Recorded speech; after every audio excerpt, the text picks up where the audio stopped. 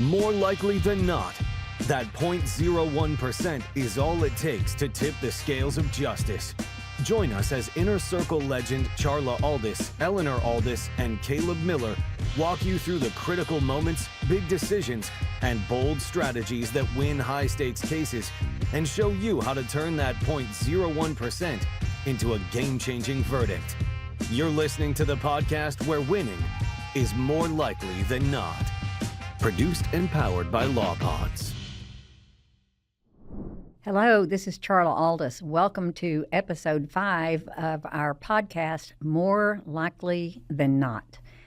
And today we are so fortunate to have one of my heroes, Jim Perdue Sr. And the name of our episode is 60 Years of Storytelling with a Legal Legend. And before I introduce Jim, I want to tell the audience that when I graduated from law school and I was still living in Sherman, Texas, 40 years ago, if Jim Perdue Sr. was speaking at a seminar, come hell or high water, I was going to figure out a way to be there to listen to him. True story. I don't care if I didn't have enough gas money, I would find it because I was going to listen to him because he was fascinating to me, still is. Jim's been practicing since 1963. He was called by Forbes magazine the king of Texas medical malpractice lawyers in 1989. Jim, you've been recognized as a father of Texas courtroom storytelling. You've been a trailblazer for us. You were the first to use economists for damage calculations, the first using healthcare providers on advertising for vicarious liability. You were the first lawyer to use multidimensional demonstratives. You've had so many multi-million-dollar verdicts. You've authored so many books. I want you to know I've read every dadgum one of them.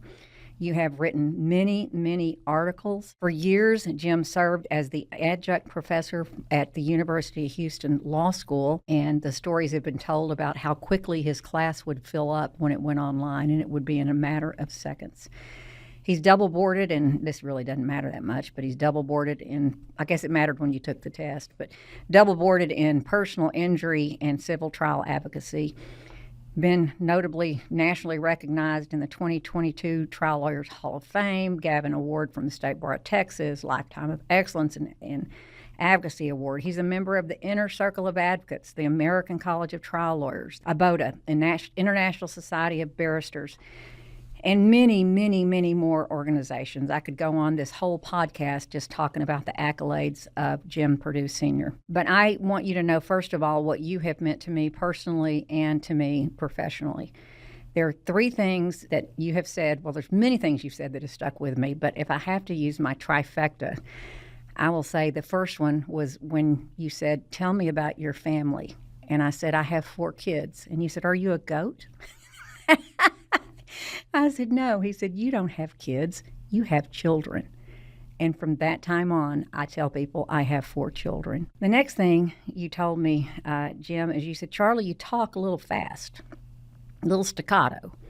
He said, "When you're talking to a jury, you need to talk like you're singing a romantic ballad or a country and western song." Every time before I stand up in front of a jury, I think romantic ballad or country and western song. And then finally, you taught me one of the best open-liners when I'm cross-examining a defendant when a tragedy has happened. Let's say it's a medical malpractice case. And you taught me this when I was having dinner with you before I was taking a deposition in Houston the following morning. You said, "Dr. Smith, tell me, what have you learned from this tragedy?" I have used it in almost every deposition since then. It's brilliant. But I really want our audience to know you, Jim, not just as a lawyer, but you as a person. I've heard some of the great stories, but would you tell us a little bit about your early life, where you grew up? What made you the person that you are? Charlie, let me say that it is my honor to be on any program with you. Before I say anything about me, I'm going to tell about when I met you the first time.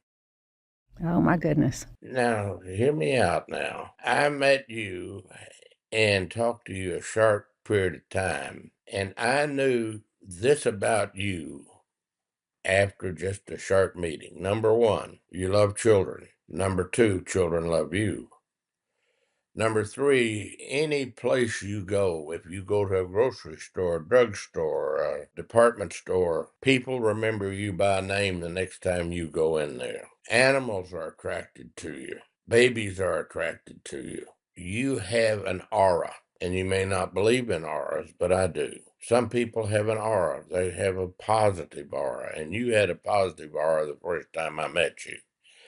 And I thought, watch out for this one. She's going all the way. Since then, I would hear about trials you had or were coming up. They would always be, well, the defendant has offered nothing. And I thought, well, I found another defense lawyer who has about as much odds as a kamikaze pilot. He's going up against Charla.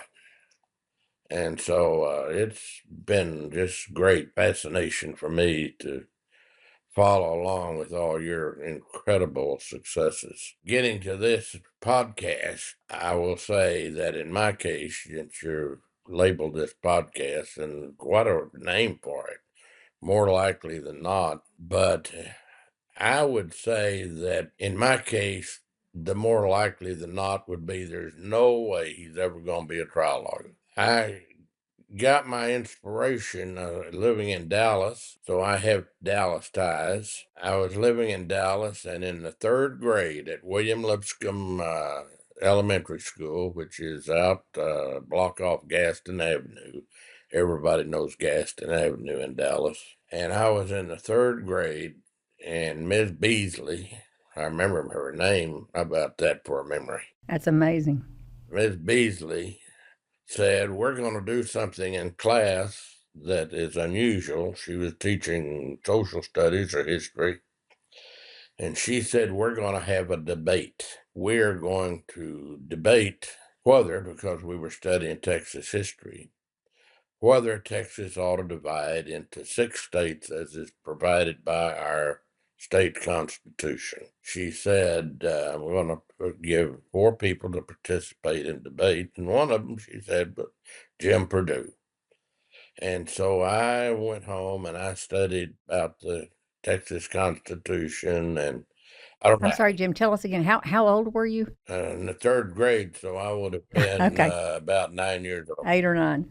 Okay. Don't even remember what side I had, but I did this debate and I got up and spoke to the class. My mother was a legal secretary, been a legal secretary all her life. And I decided that's what I want to do. My father was pretty much a failure at life, and all he ever wore to work was a T-shirt and khakis with camels in the sleeve. And I said, I want to do something with my life where when I go to work, I'm in a coat and tie, like some people I knew.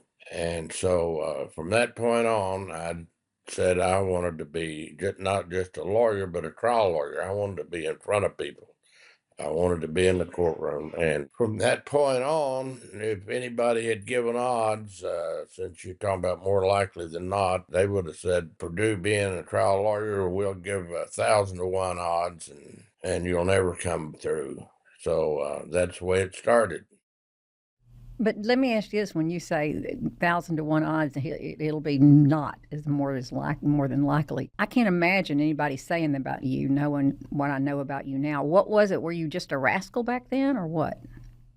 Well, I grew up very poor, major poor. My daddy he was an alcoholic and an abuser. He never could keep a job. My mother, there are some people who have a spiritual belief that we pick our mothers, that the soul is eternal and it's out there. And when the time comes for you to become human, we get to actually pick our mothers. And I will say, I must have made the best pick there was on the board that day, because my mother was the greatest influence I've ever had and the most wonderful woman I've ever known.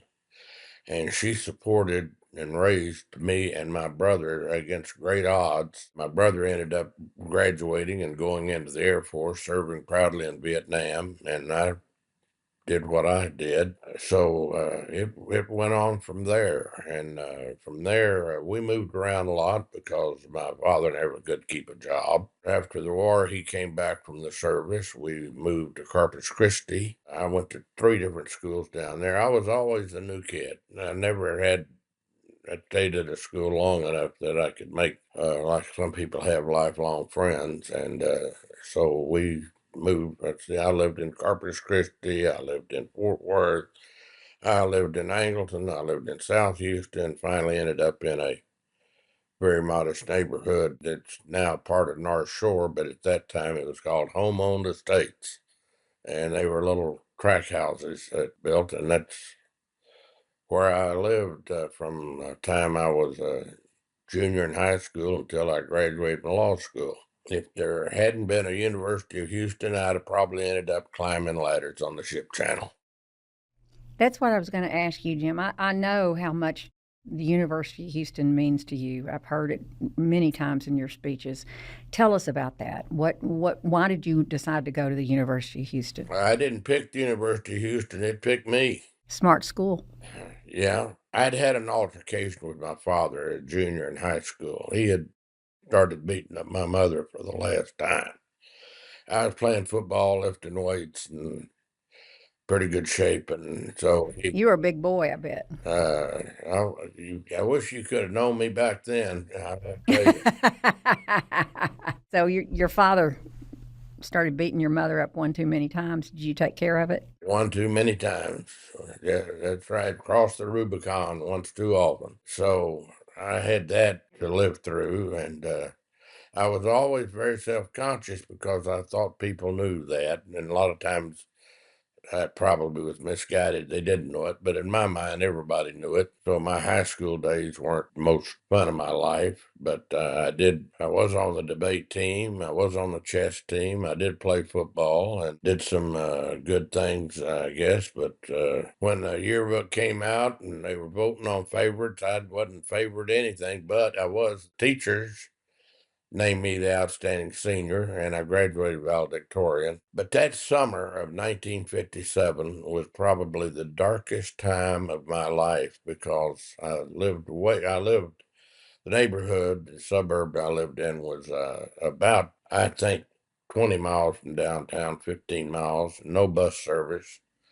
My mother had a old used Plymouth she drove to work every day. Once she left for work, there was no car, and I'm stuck in this little house in home-owned estates. And I'd been active in Democratic politics. I was always active in politics. I had been active in Democratic politics, and because of that, I had gotten to know Bill Kilgarlin, who later became one of our Texas Supreme Court justices and a good friend. And he called me and evidently had put together some funds from somewhere and said, Purdue, we can offer you a debate scholarship at the University of Houston. It's not a big scholarship, but it'll get you in for some hours the first semester. So I said, Bill, that's great, except I have gotten absolutely no way to get to campus. About that time, I've always been fortunate. I swear, sometimes I think God gave me 3 mountain ranges and 2 swamps and a desert to cross to get to be a trial lawyer. For every desert and every swamp, for every mountain, he gave me a guardian angel that would come along just at the right time. And in this case, my guardian angel was the next door neighbor of my best friend. She had told me about a smelter that was looking for a nighttime employee. It'd be part-time because it wouldn't be full 8 hours every night, but it would be at night. So I said, well, this is my chance. I hitchhiked to that smelter, and it was about 5 miles away on Market Street.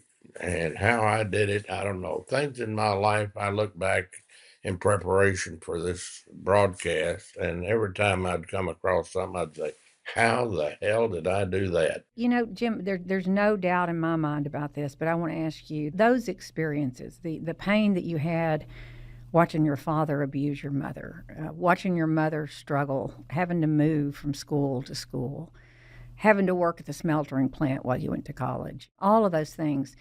Don't you think that really, really did play into your innate ability to connect with the people? No doubt about it. I don't think there's any doubt about it. I'm one who has a spiritual quality, a spiritual side, and I believe that there is a heaven, and I believe heaven is a place where we have nothing but love. Nothing but love. So I have tried to live my life dedicated to the proposition that I did not want to hurt anybody, and I wanted to do as much good for as many people as I could while I'm here. So yes, I think it does. I have a very strong feeling. This is Texas now. In Texas, we have a rule: a man never hits a woman, and if a man hits a woman and you're a man, you step in and you stop that. And I've had some situations since then where I've done some things. Let me ask you this, Jim. So you're working nights in the smeltering plant. You're hiking there every night, and you're going to law school at the same time. Did I get that right? Oh, no, no, I'm not anywhere near law school now. Oh, you're not. Okay. I'm as an undergraduate, and I wasn't sure I'd ever even get to go to college. But that's when I say Okay, so this was right out of high school. right out of high school. Okay. And I hitchhiked to the smelter and got the job. It was basically working around the furnaces and taking samples to the lab we had. They called it a lab, but it had chemicals and stuff in it. We would analyze what was in the furnace, and then we'd go tell them what they had to add or take out to get it up to spec. And so I worked that job, and I hitchhiked to school. Hitchhiked to work, and then school started, and I hitchhiked to school. My mother would drive me. She had a carpool, and she'd drive me and drop me off about 4 miles from campus, and I'd walk that distance. I'd usually get a ride. Some other student would come along. In fact, a lawyer I met because he picked me up in his brand new Carvera, and Mike Gallagher. Are you kidding me? No, this has really happened. Mike Gallagher picked me up, gave me a ride to school, and first time I met Mike, and we had a nice visit, and then I didn't see him for a long time after that, but that's when I first met Mike Gallagher. Anyway, I hitchhiked to work, and I hitchhiked to school, and I finally saved up enough money. My mother took me to Snelling Motor Company on South Main, and I picked out a used convertible and loved that car. Drove it all the time from undergraduate to law school. So that's how I got started. Well, after that, I went over to the scholarship office because one of the things we had debated one time, either in high school, I think, had to do with scholarships. I knew that a lot of scholarships went unclaimed.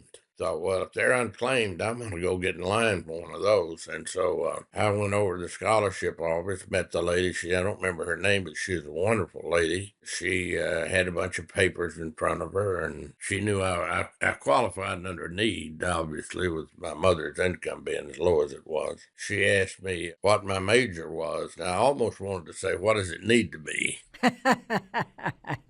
Anyway, I said, well, I really hadn't decided yet. And she said, well, I'm looking for somebody who's going to be a geology major. And I said, I'm it. I had no. I like rocks. I felt like I was a guy who owns the second buggy in a one-horse town. I had to make do as best I could. I got that scholarship, and that helped. Did you take any geology classes? I did take a geology class, and that's good to know. They studied rocks and all kinds of stuff I had no interest in, but I took the class, I studied, I made a good grade, graduated honors, and I don't know how I did it working as I did, but anyway, yeah, I did that. I got a lot out of debate. One of the things I got out of debate was how to do research and all, but after I got out and started practicing law, the one thing that I got was, in high school and college, if you're on the debate team, they teach you to talk real fast. And that's not going to work in the courtroom. Right. I had bad habits. All my life I've had bad habits I've got to correct, and you just work on So let me ask you this. Would you think about singing a country and western song or romantic ballad to slow yourself down? them.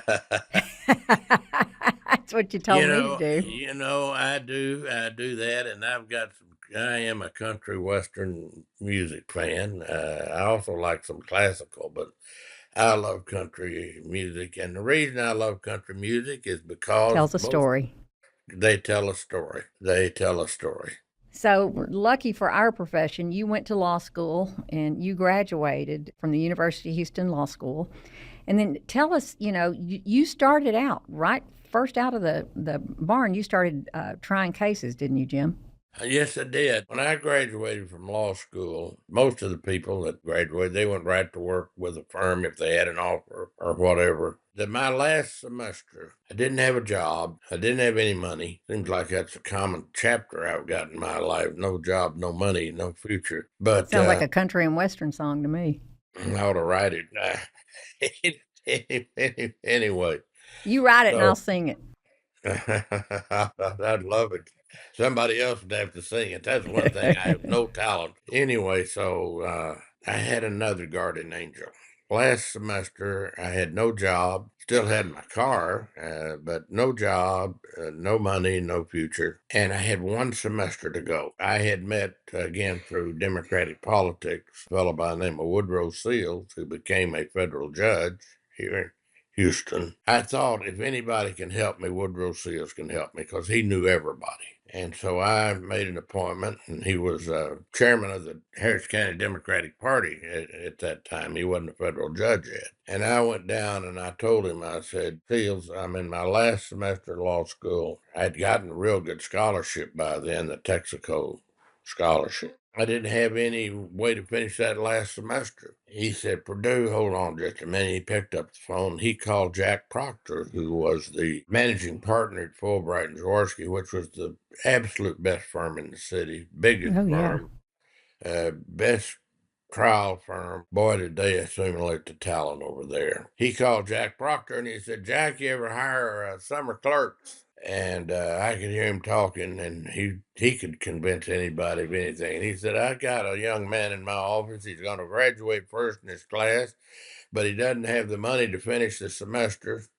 Can't you help this man out? Next thing I knew, I was going over to meet Jack Proctor, and Jack Proctor hired me as a summer clerk. They didn't even hire summer clerks back then. Unbelievable. So I was the first summer clerk, and at the end of that summer, I guess I did a fair job because they normally didn't hire U of H graduates. We had some outstanding graduates that went through, but we weren't a top law school then. Y'all weren't fancy enough for them.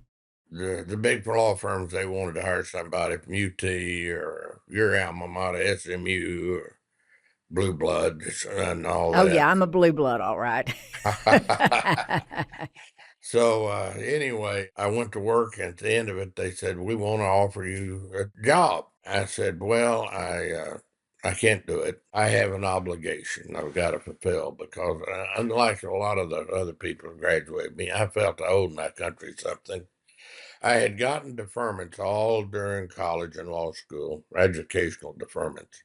And I had too many friends that had gotten out of Galena Park High School that had been drafted and gone. Some of them didn't come back. We had Vietnam AM going on pretty good right then. I felt an obligation and said, I can't do it. I was going to go in the Navy JAG. So then I was at the library one day and they said, Dean Blakely wants to see you. And Dean Blakely was one of those fellows everybody that met him admired him. He was the dean of the law school? He was dean of the law school. He also was a guru in evidence. I mean, he knew evidence like you wouldn't believe. He ended up being on the committee that wrote our code of evidence. But anyway, I went to see him, had all the respect in the world for him, and he said, Perdue, I understand you've got an offer from Fulbright and you're not taking it. And I said, no, sir, I'm not. So he said, why not? And I said, Dean, I feel I owe my country something. They gave me these deferments, and I think I got to give something back. And he said, I'm going to arrange it where you can do that and still get that job at Fulbright. Did he really? And I said, how you going to do that? And he made some calls. And he said, you're going to enlist in the Navy Reserve, and you're going to do 6 months active duty. Then you can take that job at Fulbright Jaworski.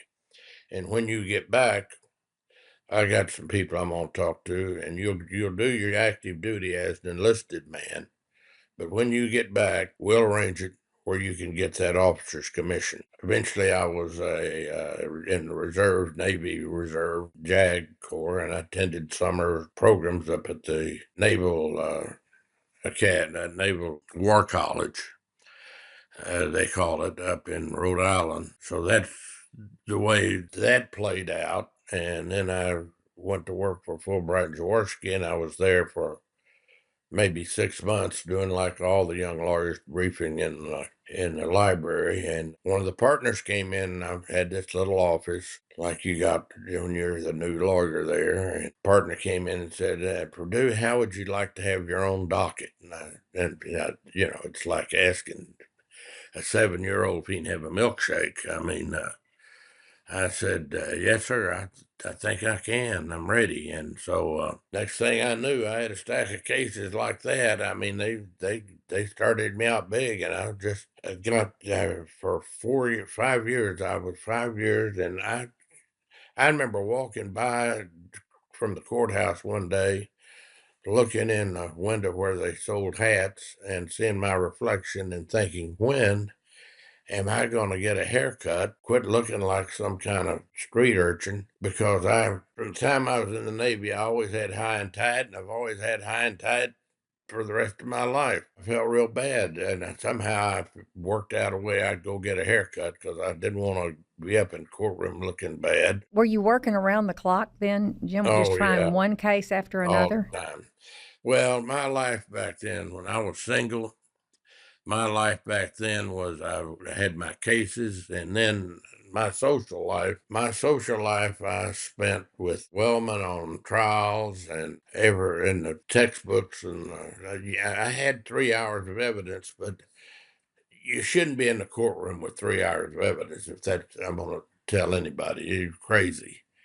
I studied evidence at night. I'd go home after working on my files during the day, and I studied evidence. And it came in handy. I can tell you stories about cases I won because I knew evidence better than the other side did. I tell any lawyer, evidence is your toolbox. You better be sure you got it full. I can't believe you're saying that, because even now, after 40 years, before I go to trial, my office can tell you I read evidence, just read the rules again, just to refresh myself, because you got to be quick on your feet with it. I agree with you. It is the most important thing to know as a trial lawyer as far as the law. Quick on your feet. Now, I'll tell you a quick on feet story. I can't wait to hear this. I had a lady come to me, and she'd been referred by some other lawyers. They'd had a case. We had a situation back in the 70s where they were giving newborns and preemies too much oxygen, and because they got too much oxygen, they were blind. This was a blind baby, and he was like 2 years old. Well, the lawyers had settled with the doctors. Thank God they didn't give a general settlement. They'd settled with the doctors, which was a lay down case. And they came to me, and I think this is probably your specialty too. They came to me and said, "Can you find anything else in here in front of this case? Go We find got the some." easy stuff. Will you kind of try to help us find the hard stuff? We got the easy stuff now. So I dug around and sued the manufacturer of the incubator. The science had changed from the time the baby was born, and I had a good expert, one of the top ophthalmologists in town, that could make my case. But the science had changed to where now they were saying maybe too much oxygen didn't cause RLF, retroluminal fibroplasia. So I'm in trial with manufacturer and hospital. I was offering an expert and was going to refer to some literature after the date of the baby's birth. And they got up and objected. I didn't want that evidence coming in. And so I had a real fine judge. God, he was such a great judge. So I got up and before the bench and said, well, Judge, the manufacturer made this objection that we can't use literature after that date, but what does the hospital say? They say, well, you joined in the objection. I love it. Defendants love to object. Oh, Without they do. thinking. A good lawyer always has the broad picture. He's looking at the broad picture, not this little battle. They say that's why Ulysses Grant won so many battles, is he was always looking at the end, not the one battle. And so I told the judge, I said, well, if they both are making the same objection, I'll just join in it. The judge said, well, that's going to be the court's ruling then. No evidence after this period of time Oh, coming my in. goodness. The only evidence they had to beat me was that. When did they realize that you had them? Did it take them a while for it to settle in, what they'd done? There is at some point the emperor decided he didn't have any clothes, I can tell you that. I love it. See, that's the stuff of real trial lawyers right there. You got to be quick. You got to be quick on your feet. Well, let me go back to this. You were at Fulbright for 5 years, and we know you didn't end your career being a defense lawyer or representing big corporations. How did you get to be a plaintiff's lawyer? I'll try to explain that. My father had gone to prison not long after we'd had our confrontation. He was into creative finance before it was popular, I like to say, because he just write hot checks. We write so many of those, and they take you away. And so he was in prison. I went up to see him, I think, 2 or 3 times, and he was in prison. And all he ever wanted was money for smokes, which is what he used to do when I was working in a grocery store. He'd take the money I made because he had an addiction to Lone Star and Camels, and had to feed that addiction. But anyway, he would come up to I remember one of the worst days of my life. I was going to the courthouse, and here comes my father. And he Now, were you at Fulbright at this time? Is this when you're still at Fulbright? Okay. I was at Fulbright. Up he walks, and looking like what he was, which was a street bum, no place to live, and living on cheap wine, I guess. I don't know what his life was, but he came up to me and, Jim, can you give your dad a little help here? And I was making $400 a month. And so I gave him like $5. Next thing that happened is he started coming up to the firm.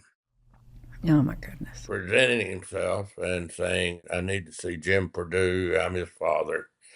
And I mean, holes in his shoes, clothes had been slept in for weeks, months, smelling like the sewer. I'd go out and give him $5, which was a mistake. I tried to help him out by opening a bank account over my bank for him for his benefits, the government benefits he was getting. And he paid me back by starting writing hot checks on my account, which was his specialty, I guess. But let me ask you this, though, Jim. When you're working at Fulbright and Jaworski, this really well thought of firm, fancy firm is what I'd call it, and your father, who's homeless, stinks, holes in his shoes, comes and presents himself to the receptionist, say, I want to see my son, Jim Perdue. How did that make you feel? Well, how would it make you feel if you'd been in my place? I'm just sitting here imagining it. At Fulbright, they teach you the goal is to become partner. Right. And to be partner, you need to go to the right church.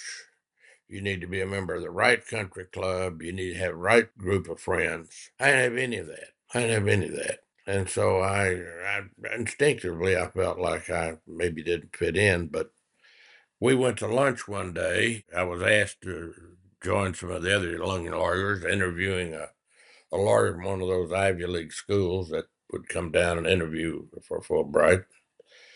And just talking to this young man, I'd asked him, he said he wanted to be a trial lawyer. And I said, well, what department do you want to work in? We had the insurance trial section and we had the corporate trial.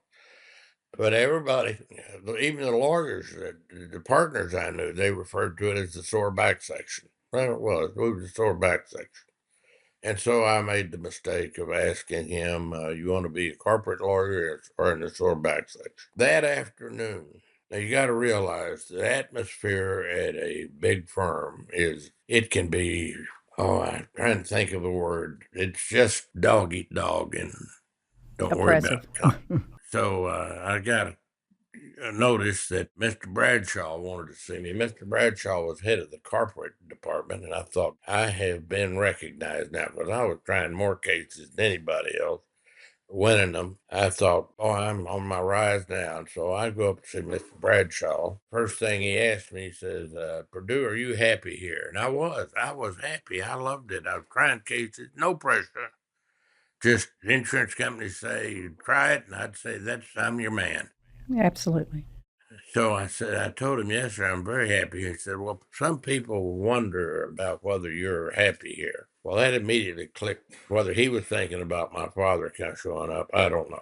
But that punched that button. And he said, we just wonder whether you're going to fit in. Oh my That goodness.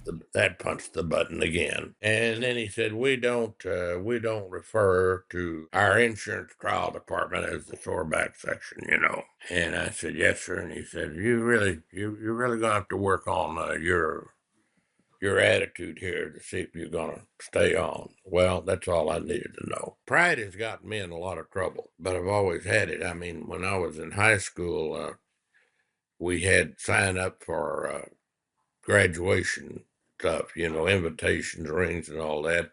And I'd turned mine in blank, and my teacher had said, "You not pick anything out?" I said, "No." Well, everybody knew my situation. Right. And I got a call. I'm diverting from our story here, but it We'll ties get back in. to it. I got a call from the assistant principal wanted to see me, and you only went to see him if you're in trouble.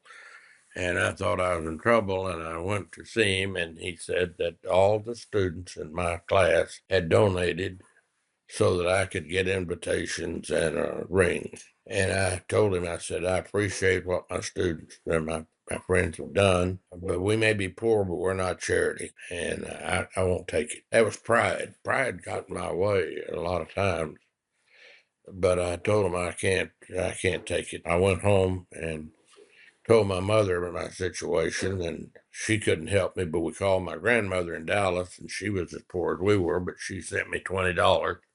And so I showed up the next day in class and said, okay, what can I get for $20? I don't want people to be disappointed I'm not getting invitations or something. They didn't mean anything to me. Right. I guess it meant something to them. But anyway, so pride has always been something that I've had, and sometimes maybe I shouldn't have followed it. Jim, I don't know much Shakespeare, but I do know one saying: our vices are our virtues being misapplied. And yeah, pride can come before a fall, as the Bible would say, and it can be a bad thing, but I think it can also be a great thing. I can tell you, this lawyer's glad you had pride because I'm glad you left Fulbright. Because if you hadn't Well, left Fulbright, I wouldn't be talking to you today. you're right about that. Did you make the decision after the managing partner had called you in and told you, didn't know if you were going to fit in? At that point, is that when you thought, okay, I got to do something else? I had been approached by Joe Jamel, Will Watkins, all the top lawyers, because I was trying cases against them. And they'd all said, Perdue, you ever get tired of Fulbright and Jaworski, come see us. Well, I had just the day before gone out with Matt Gann, who had graduated a couple of years ahead of me in law school, and he had a little firm with a fellow by the name of Ralph Miller, and he was on my mind. Reticular activation. You ever heard of that? No, Reticular activation. Well, we'll talk about that one of these days, maybe. I can't wait. Reticular activation kicked in. So he was the last person I talked to. I was damn pissed, I'll tell you, at what I'd gone through. So I called up Mac and said, Mac, are you still looking for somebody? And said, yeah. And I went and had lunch with them, and they told me what they were looking for. They said, we want to find somebody. We get a lot of cases, which they didn't, but he said they did. But anyways, they said, we want somebody to try these cases. And I said, if you want a trial lawyer, I'm it. If you want somebody who wants to be in the courtroom, I'm it. I'll live in a courtroom if I can. So they hired me, and that's when I left. Do you remember, Jim, the first plaintiff's case that you tried? I remember them well. They had a case there, Jimmy Frank Taylor versus Brown and Root. And I don't want to be too harsh on guys I practiced law with for 10 years, which was 10 years too long, but they didn't know what the hell to do with it. I got a hold of it. And what had happened is Jimmy Frank Taylor had been operating a gantry crane, and people don't know what a gantry crane is. We have them at the ship channel here. I doubt they have any gantries in Dallas. There's no need for them, but the gantry crane is a crane that sits up a big box and got big legs that come down on railroad tracks. So the operator's way up here. Well, Jimmy Frank had gotten hold of a load and it had gone over with him.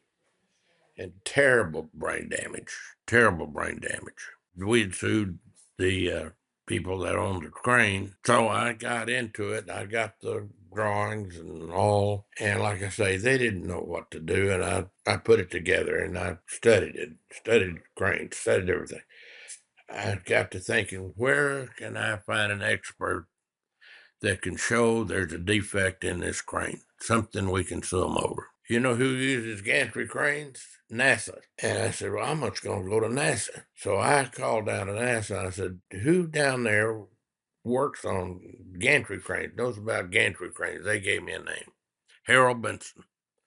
See, I got a great memory for some things and no memory for others. They said Harold Benson, so I called him up. Nice fellow, little sharp fellow, round-haired fellow, glasses.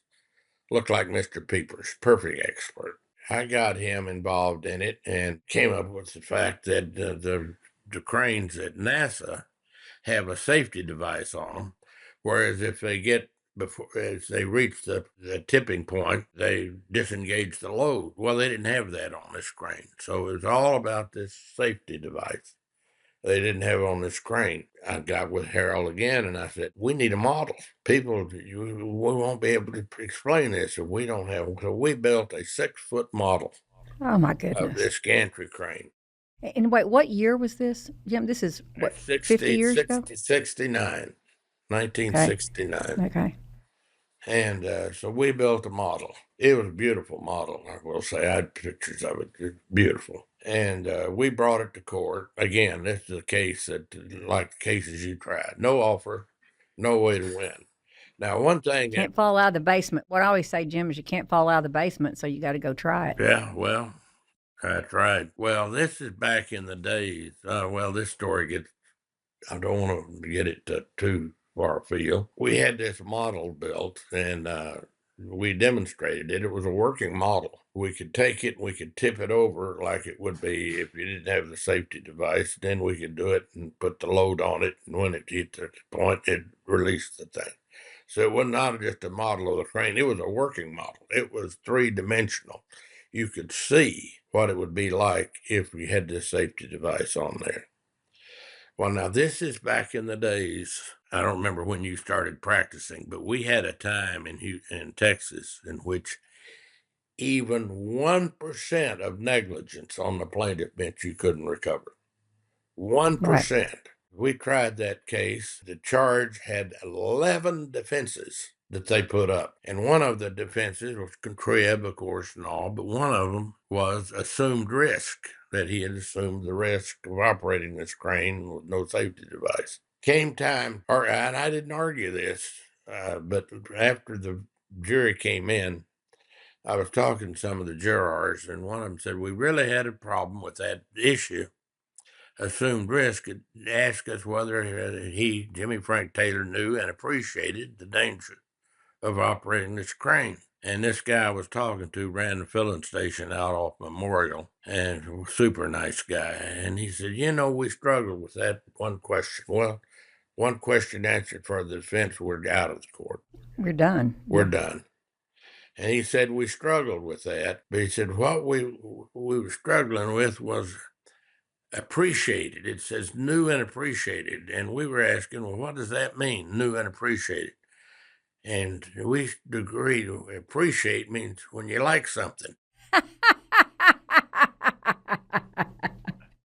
And so Jimmy Frank Taylor may have known of the risk, But he didn't like it. So obviously you won that Boy, case, one, right? it was the biggest personal injury verdict in the state that year. How much was it? Do you remember, Jim? It wasn't a million, but I didn't get my million verdict for another year or two. But it wasn't. In fact, my $1 million verdict, first $1 million verdict, was that blind baby case I was telling you about. But it was up there, and of course they appealed. They always do, and we won the appeal. But it's a great story. What fascinates me is you not only remember the trial, you don't not only remember your client's complete name, you remember where the juror that you were talking to worked. I mean, and you've tried hundreds of cases. That is phenomenal. Let me ask you this, because we're going to run out of time here if we don't move on a little bit. But I love that. Jimmy didn't appreciate it. You are known as the master storyteller, and every time you talk, it's like a story. I've been sitting here mesmerized listening to your stories. And at some point, I think you have said before, Jim, that it clicked with you that lawyers were just talking to the juries. They weren't telling a story. Tell us about that process, how that came about. You know, I wish we had more time because I evolved into storytelling. I was coming back from CLE I attended or something, and we had one of the jury consultants talking about stories, and I got to thinking, that's what it's all about. When you go to trial, that's what it's all about. A trial is a competition of stories, number one. Number two, the strongest and best and most common sense story is going to win. And number three, you got to have a moral. The story's got to have a moral. You got to have a basis to drive the jury. And number four, people, even when they're acting and deciding logically, there's a part of their brain that is, we'd call it emotional. I don't like to call it emotional, because people mistake that. It was like I was telling you, and getting ready for this program, I was at the barber shop some years back. One of the customers asked me what I did. I told him I taught at the law school. He asked me, what class do you teach? And I said, storytelling. And he said, yeah, I know you lawyers teach lawyers how to get your people to tell stories that make them sorry for them, and so they want to give them a lot of money. And I thought that's what a lot of people think, all right. But any lawyer goes to trial thinking he's going to win on the basis of sympathy. Hold my beer, because I'm going to watch this guy forfeit a winning case because he's approaching it that way. Back on Jimmy Frank Taylor, the mistake I made is I should have spent more time developing my damages. I learned from that. That's when I started using economists to project damage. It didn't sound like you made a lot of mistakes in that trial, but you are the first lawyer that at least in the state of Texas, that I know of, that started using economists to develop damages. Am I right I on think that? so. Yeah, no, I know so. I know that's a fact because the way that happened was I was reading an article somewhere about an economist expert in a trial, and it just so happened, my life's always been a confluence of things.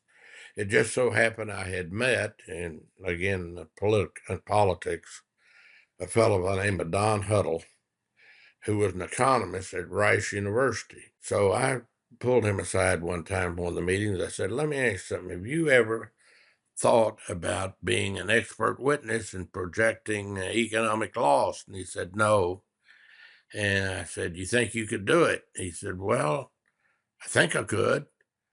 And I said, I've got this case. I don't remember which case it was. And I said, I'll get you the information on earnings and projections and all that kind of stuff. And so he did, and we went to trial. And I think it was a case involving a fellow who stuck a pole up in the power and got electrocuted real bad. Anyway, he did, and we put him on.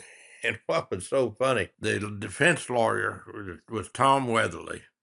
And Tom Weatherly had gone and gotten, because he knew we were going to use this economist, he'd gotten one of these articles that defense lawyers were writing then, how to deal with an economist in trial, because they were using them in some other states. We weren't using them here yet. He had this article, and so he was going to cross-examine Don from this article. And Don's a smart guy, and it's one of the first questions he asked from the defense article was, isn't it true that if you took what a revolutionary soldier was making and projected it the way you're projecting it, why that revolutionary soldier would be making millions of dollars a year? And Don Huddle said, yeah, but look at the kind of soldier you'd have, so much experience. Oh, that is really good. Have you kept a book of funny things that happened in trial, or do you just have these all in your memory? Oh, the last book I wrote, Courtroom Storytelling, but I didn't put this kind of stuff in it, I don't think. It was mainly try to help lawyers with their developing courtroom But see, this kind storytelling. of stuff is just so funny. It would have been one experienced soldier. You just don't get any better than that. I bet the jury just got a big kick out of that. Oh, yeah, they did. They did. And he testified for me in a lot of cases, but I warned him. I said, now, you're going to get people, plaintiff lawyers, asking you to help them. And I said, be careful who you work for, because who you work for is going to reflect on you. If you work for the best, you'll always be considered a good expert. You start working with some of these people, and sure enough, he started getting calls from kind of people you and I know that aren't really ethical. They would stiff him on his fee, and then they'd try to get him to go out on limbs he shouldn't go out on. And so anyway, it was, I don't know what happened to Don. Of course, it's been a while since I've been trying cases because I stepped aside to teach for all that period of time. But yeah, we had some times. Well, let me ask this back to storytelling for even young lawyers or middle-aged lawyers or older lawyers that are listening to this podcast. At what point in the case do you start thinking about the story and what the story is going to be? When the client walks in the door. Walk us through that process. Tell us about that. When the client walks through the door, how does that start the story? Well, let me not exactly answer that question, but it sure leads to something I think might find interesting, or your audience might find interesting. Years back, I was referred a case by a lawyer at Vincent Elkins, who was actually the president of the Methodist Hospital here, or Baylor, president of Baylor. These people had their man had gone in for routine shoulder surgery. The wife was such a delightful lady, the widow. She, on reference, came to me. They didn't know what, they said, we don't know what happened and nobody will tell us what happened. So I said, well, my kind of case, I like it. Detective. You get to be a detective. Figure it out. But in that initial conference, and this is something that I really got inspiration from somebody I know who was dear to you, John Howie. And John Howie, I don't remember what he had said that had made me think of this, but I asked her, I said, do you have a home answering machine? And she said they did. And I said, I want you to keep that tape. Tape. Everybody calls you. Ready to put it on tape. And I said, I will need that in a month, 2 months from now. I'll tell you what I needed. And so she did it, brought it in. One of the most magnificent pieces of evidence I ever had in a trial. It had recorded everybody that had called from day one. We heard Mark is in surgery. I know he's home now. How's he doing from surgery? To we heard Mark was transferred over to Houston Northwest. To what room's he in? What on earth happened? To when he was transferred in a coma to Methodist. We understand he's transferred to Methodist. What room is he in? How's he doing? To we heard Mark died.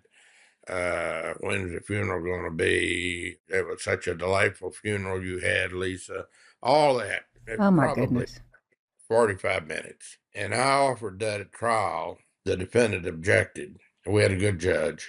And for people in your audience who don't know, if you offer something, that's a general offer. That means it goes to everything in the case and go wherever it needs to go. Prove anything, prove whatever. It's a general offer. I said, Judge, I'm not making a general offer. I'm offering this evidence for the limited purpose of showing the mental anguish this woman went through. And the judge said, well, it sounds, Perdue, sounds like you got him again. So That is powerful. he let it in, and I will tell you, you could have heard a Q-tip drop in that courtroom. And the jury just there, nothing to see, Just listening. just listening. Oh my God. How powerful it can be when you can have evidence that's just listening, seeing nothing, and they're just sitting there, and you can see on their faces how powerful it was. We did all right in that case. But here's what's fascinating to me. What made you think about that? I don't know. I mean, that's a gift. I mean, you can't replicate that because just that you would have that thought to record, keep your telephone recordings. I mean, that's genius. It really is. That takes it down to where people live.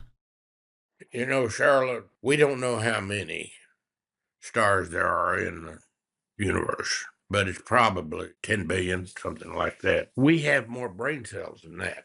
I mean, people forget what is our ground crawl order. It is the biggest ground, the biggest playing field you can imagine. We've got, all of us have 100 billion brain cells, but then, you know what? We've got 1 trillion synapses. And for people that don't know, the synapses is the thing that connect the brain cells. It's quite a field we play in, and good lawyers learn to use the whole field.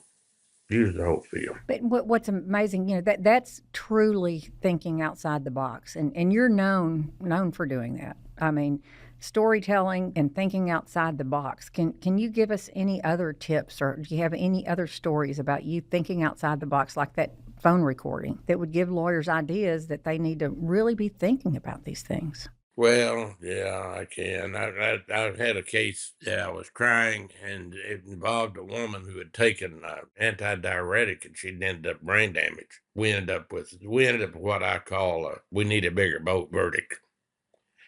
You ever heard of that No, one? I have not. What does that mean? That's the kind of verdict you get. I never hold on to them. That's a problem. Charla's known for we need to get a bigger boat verdict. That is really good. Well, tell us about that case. Anyway, so the woman ended up brain damaged, and all questioned her taking this medication. And I had evidence from the husband that the doctor claimed he didn't tell her to take it. He didn't know anything about it, and but we had evidence. The husband said she told me that she had talked to the doctor, and the doctor had told her to take this medicine. So, of course, the defendant, when I went to offer that, objected. I said to the judge, Judge, it may be hearsay, but it comes in as res gestae. Now, that is a rule of law that is almost absolutely peculiar to criminal law, but it does apply in civil cases if you know how to use it. How do you use it? I don't even know what it means, I'm embarrassed to say. It's a part, res gestae is something that is a part of the essential transaction. Okay, I think I remember that from law school. Yeah, it's a part of the Okay, so essential you transaction used something that is normally used in criminal trials. to get something in evidence. I'm just my synapses are going crazy right now thinking through this. That is unbelievable. And what did the judge rule? The judge ruled it admissible. They were appealing. I need a bigger vote verdict to take it. Of course, they claimed it was excessive. That's always a appeal, but they objected to letting that evidence in. And I had said res gestae. The appellate court said, yeah, it's That's what res it is. gestae. Now, did you think of that argument before you introduced the evidence, or just come to you on your feet when they were arguing? It just came to my head. I don't know, from late night studies, I guess. And I never considered myself a master in evidence, but I tried to. In fact, one of the cases, the one case that I got a big verdict on that I lost on an evidence point. And it was against a good lawyer. That's so funny. Let me tell you this, Jim. I was just about to ask you, how do you handle losses? So you have lost before.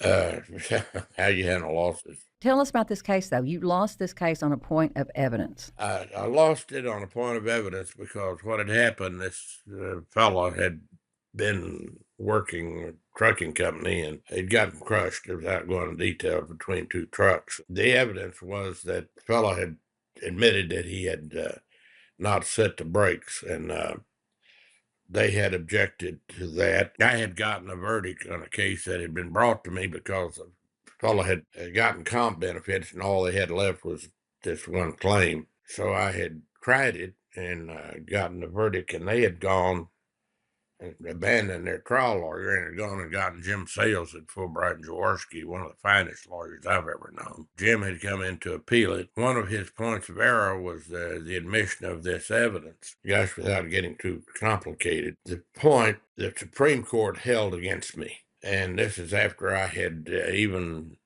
in preparation of the appeal, visited with Dean Blakely, who was the master in evidence, and he had told me that I was right. But we didn't have a rule, we didn't know no case law on it yet in Texas. Went to the Supreme Court, and Jim prevailed, so we were going to have to retry the case. Now, I won't bother you with those details, but there wasn't any way I could win it if I couldn't get that in. Anyway, the Supreme Court held against me, and then when they wrote the Code of Evidence, 4 or 5 years later. In fact, there have been law review articles written about this. When they rewrote the rules of evidence 5 years later, they overruled the Supreme Court on that particular point. So the Are you kidding me? only time I've ever lost a case on appeal, I won according to the scholars that wrote the Code of Evidence, but I lost before the Texas Supreme Court. So That is unbelievable. You've had so many million-dollar, multi-million-dollar verdicts back in the days when people didn't get multi-million-dollar verdicts. And we just talked about you lost that case on appeal. I've always thought if a lawyer hadn't lost a case, they hadn't tried many. You know, you go to the courthouse enough, you're going to lose every now and then. well, you're right about that. How do you deal with losses? Well, I'll tell you about some losses. The first two plaintiff cases I tried, I lost. Not Jimmy Frank Taylor, obviously, but the way you deal with losses, the way I dealt with losses, I just went home and went to bed.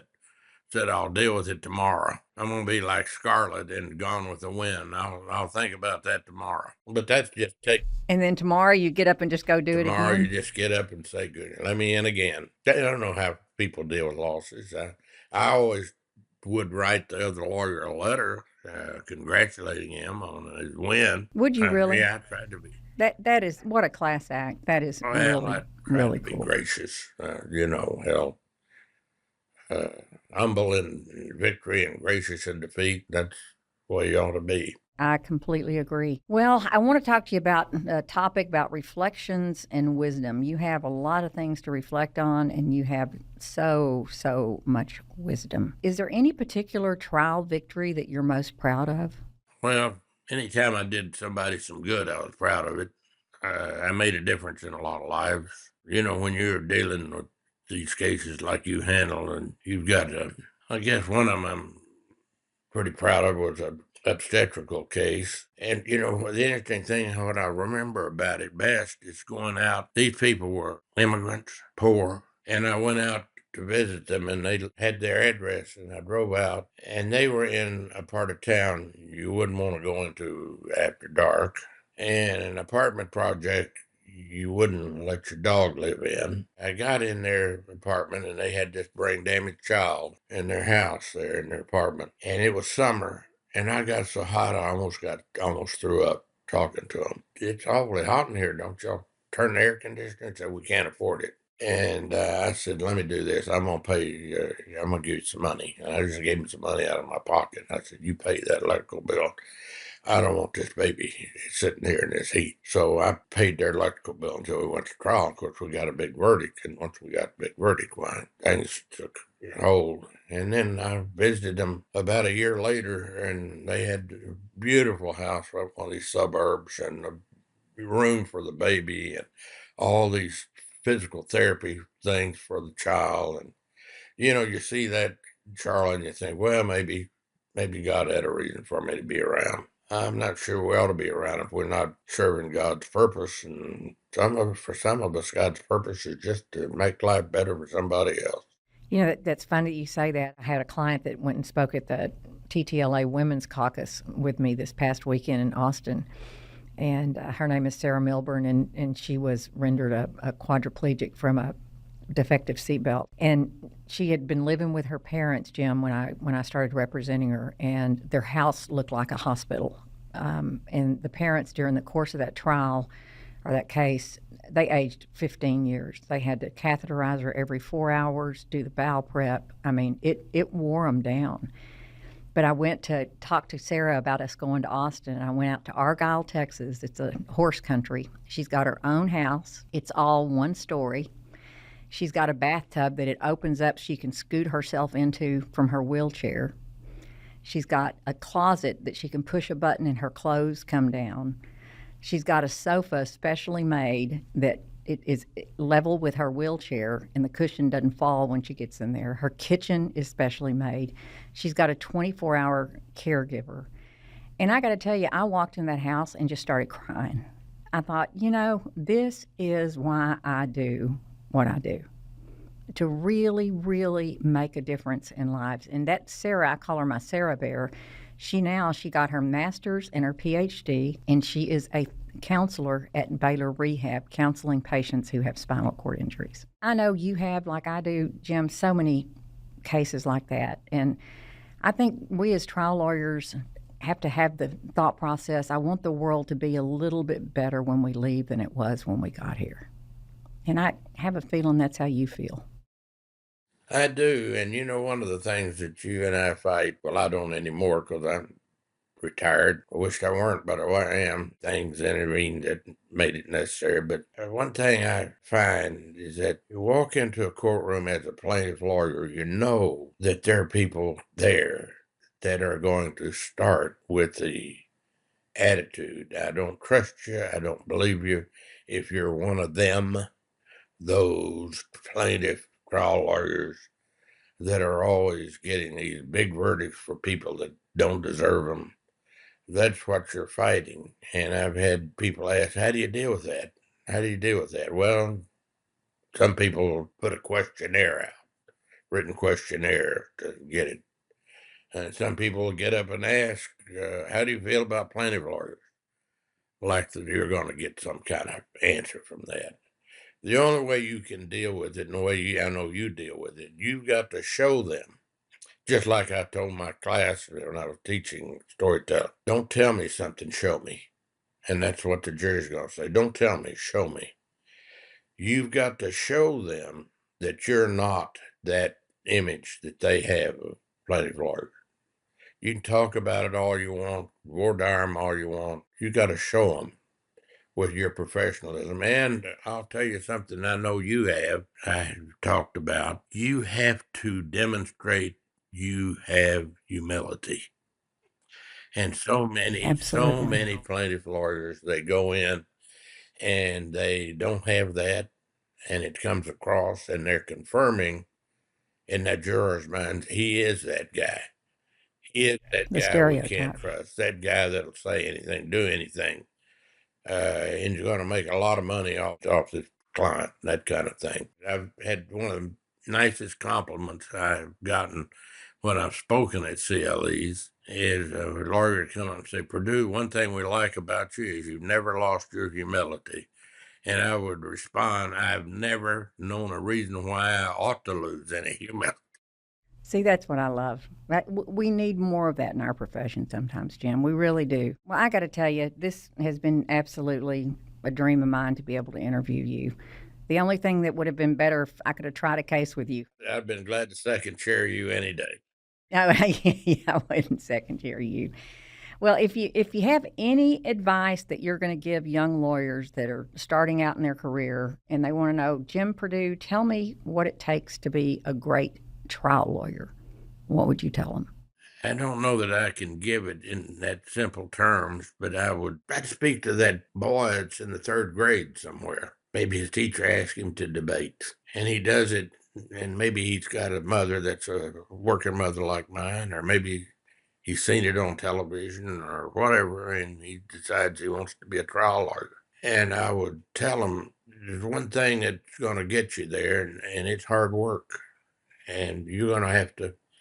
That was another thing I always took great pride in, is that people would tell me, they would tell other lawyers that if you've got a case with Perdue, you can yank on one thing, you'll never outwork him. And I would tell that third grader, just get the reputation in school that nobody's going to outwork you. And I don't care what it is, high school, college, law school. Carry that through, and just give it the best you've got all the time. It'll work for you. And just when you think it's not going to work, say a little prayer, because God's got a way of coming along just when you need him. Thank you, Jim. Thank you for doing this. I can't tell you how much it means to me. It means a lot to me. So this is going to conclude our episode of More Likely Than Not with the master storyteller, Jim Perdue Sr. I think you can tell, and we at Aldous Law here, we actually kind of like each other, and we absolutely love what we do. And we work a lot of our cases up from the get-go, but we're brought in on cases a lot. We try cases all across the nation. If you have a case that you're interested in talking to us about, we'd love to hear from you. We've tried everything from trucking, workplace injuries, explosions and burn cases, dram shops, rideshare sexual assaults, birth injury, your personal injury cases. If you need a partner to help you with your case, please call us. We can be contacted at Aldous.Law.com. We'd love to hear from you. You've been listening to More Likely Than Not, where the Aldous Law team turns small margins into massive victories. Love what you heard? Don't miss an episode. Subscribe now, leave a review, or share this with a fellow trial warrior. Remember, we're all just 0.01% away from tipping the scales. Produced and powered by LawPods.